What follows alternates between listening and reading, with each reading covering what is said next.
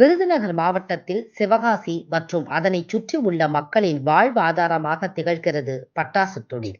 முதலில் சிவகாசியை சேர்ந்த ஐயநாடார், சண்முக நாடார் ஆகியோர் கொல்கத்தா சென்று தீப்பெட்டி தயாரிப்பு, பட்டாசு தயாரிப்பு தொழிலை கற்றனர்.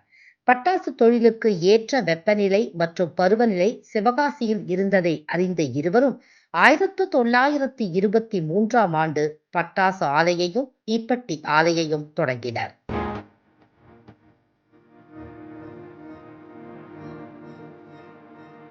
விருதுநகர் மாவட்டத்தில் தற்போது மாவட்ட வருவாய் அலுவலரின் உரிமம் பெற்ற 315 பட்டாசு ஆலைகள், மத்திய பெட்ரோலியம் மற்றும் வெடிபொருள் கட்டுப்பாட்டு துறையின் அனுமதி பெற்ற 770 பட்டாசு ஆலைகள் என மொத்தம் 1085 பட்டாசு ஆலைகள் இயங்கி வருகின்றன. 2963 பட்டாசு சில்லறை விற்பனை கடைகளும் 921 பட்டாசு சேமிப்பு கிடங்குகளும் உள்ளன. பட்டாசு ஆலைகளில் 2 லட்சத்திற்கும் மேற்பட்ட தொழிலாளர்கள் நேரடியாகவும், உப தொழில்களான காகித ஆலைகள், அச்சு தொழில், வாகன போக்குவரத்து, சுமைப்பணி தொழிலாளர்கள், வெடிபொருள் மருந்து மற்றும் ரசாயன உற்பத்தியாளர்கள், விற்பனையாளர்கள் என 3 லட்சத்திற்கும் அதிகமானோர் மறைமுகமாகவும் வேலைவாய்ப்பு பெற்று வருகின்றனர். தொடக்கத்தில் தீபாவளி, தசரா பண்டிகைகளுக்காக மட்டுமே சீசன் தொழிலாக மேற்கொள்ளப்பட்டு வந்த பட்டாசு உற்பத்தி கடந்த சில ஆண்டுகளாக ஆண்டு முழுவதும் மேற்கொள்ளப்பட்டு வருகிறது. திருமண வரவேற்பு, காதுகுத்து, கோவில் திருவிழாக்கள், தேர்தலின் போது மட்டுமின்றி இறுதி ஊர்வலங்களிலும் பட்டாசு வெடிக்கும் பழக்கம் உள்ளதால் பட்டாசுக்கான தேவை ஆண்டு முழுவதும் உள்ளது. நாட்டின் ஒட்டுமொத்த பட்டாசு தேவையில் 95% சிவகாசி மற்றும் அதனை சுற்றி உள்ள பகுதிகளில் இயங்கி வரும் பட்டாசு ஆலைகள் பூர்த்தி செய்கின்றன. இதன் மூலம் ஆண்டுக்கு 4000 கோடி ரூபாய் வருவாய் ஈட்டப்படுகிறது.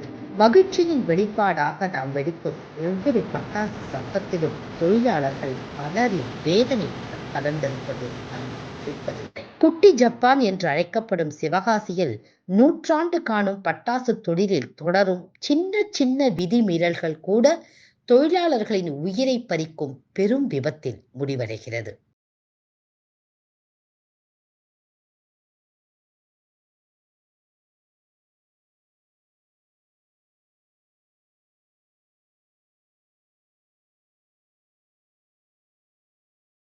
மகிழ்ச்சியின் வெளிப்பாடாக நாம் வெடிக்கும் ஒவ்வொரு பட்டாசு சத்தத்திலும் தொழிலாளர்கள் பலரின் வேதனை குரல் கலந்திருப்பது நமக்கு கேட்பதில்லை. குட்டி ஜப்பான் என அழைக்கப்படும் சிவகாசியில் நூற்றாண்டு காணும் பட்டாசு தொழிலில் தொடரும் சின்ன விதிமீறல்கள் கூட தொழிலாளர்களின் உயிரை பறிக்கும் பெரும் விபத்தில் முடிவடைகிறது. ஆண்டுதோறும் பட்டாசு ஆலைகளில் சிலர் உயிரிழப்பது தொடர்கதையாக உள்ளது. 2012 செப்டம்பர் 5ஆம் தேதி சிவகாசி அருகே உள்ள முதலிப்பட்டியில் உள்ள ஓம் சக்தி பட்டாசு ஆலையில் நிகழ்ந்த வெடி விபத்தில் 40 பேர் உயிரிழந்தனர்.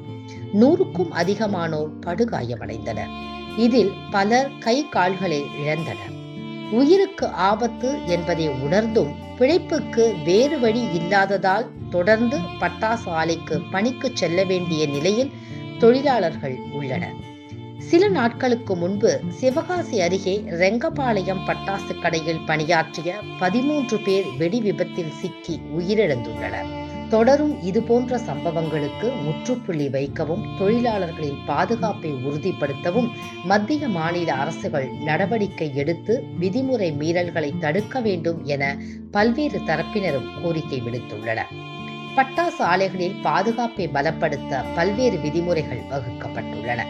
குறிப்பாக கட்டிட வடிவமைப்பு, தரைத்தளம், ஜன்னல் போன்றவற்றை அமைக்க வேண்டிய விதம், ஜன்னல்கள் திறந்த நிலையில் இருக்க வேண்டும், தரையில் 3 மில்லிமீட்டர் தடிமனுள்ள ரப்பர் ஷீட் விரிக்கப்பட்டிருக்க வேண்டும், ஒரு கட்டிடத்திற்கும் மற்றொரு கட்டிடத்திற்கும் இடையே குறைந்தபட்சம் 18 மீட்டர் இடைவெளி இருக்க வேண்டும், ஒரு கட்டிடத்திற்குள் 50 கிலோ எடைக்கு மேல் வெடிமருந்து பொருட்களை பயன்படுத்தக்கூடாது, வெடிமருந்து திரி வெட்டுவதற்கு இரும்பிலான கத்தரிகள், பிளேடுகளை பயன்படுத்தக்கூடாது, திரிகளை தரையில் வைத்து வெட்டக்கூடாது, பட்டாசு ரகங்களை உலர் மேடை அல்லாத வேறு இடங்களில் காய வைக்க கூடாது, மொபைல் போன்களை தொழிற்சாலைக்குள் கொண்டு செல்லக்கூடாது, செய்து முடிக்கப்பட்ட பட்டாசு ரகங்களை உற்பத்தி அறைகளில் வைக்கக்கூடாது உள்ளிட்ட ஏராளமான விதிமுறைகள் அறிவுறுத்தப்படுகின்றன.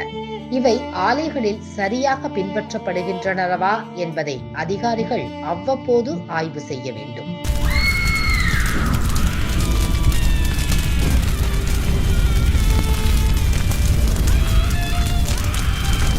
இது தவிர பட்டாசு தயாரிக்க பயன்படுத்தப்படும் ரசாயனங்களின் தன்மை குறித்தும் அவற்றை கவனமாக கையாள்வது குறித்தும் தொழிலாளர்களுக்கும் உரிமையாளர்களுக்கும் பயிற்சி அளிக்க வேண்டும். 100 ஆண்டுகள் நிறைவடைந்த நிலையில் இன்னும் பல 100 ஆண்டுகளுக்கு பட்டாசு தொழில் நிலைத்திருக்க வேண்டுமானால் பாதுகாப்பை உறுதிப்படுத்த வேண்டும் என்பதே ஒட்டுமொத்த பட்டாசு தொழிலாளர்களின் கோரிக்கையாக உள்ளது.